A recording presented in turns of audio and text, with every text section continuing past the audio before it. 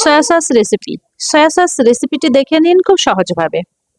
Soya sauce রেসিপির জন্য চিনি নিয়ে নিয়েছি ১ কাপ পরিমাণ। আমি একটি প্যানে চিনি দিয়ে দিলাম।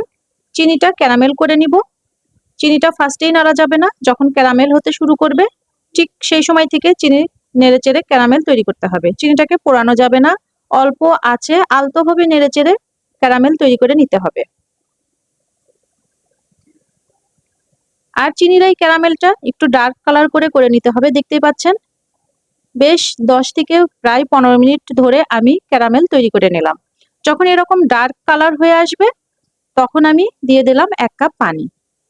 ১ কাপ পানি দেওয়ার সাথে সাথেই এভাবে দলা পেকে যেতে পারে, এতে কোনো সমস্যা নেই।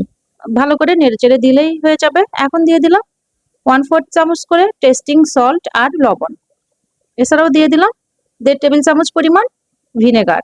এখন নেড়েচেড়ে জাস্ট ১ থেকে ১.৫ মিনিট পরে আমি চুলাটা অফ করে দিব। বেশিক্ষণ নাড়াচাড়া করলে বেশি গাঢ় হয়ে যাবে, এতে সয়া সসটা খেতে তিতা লাগবে। দেখুন পারফেক্ট ভাবে সয়া সস তৈরি হয়ে গিয়েছে।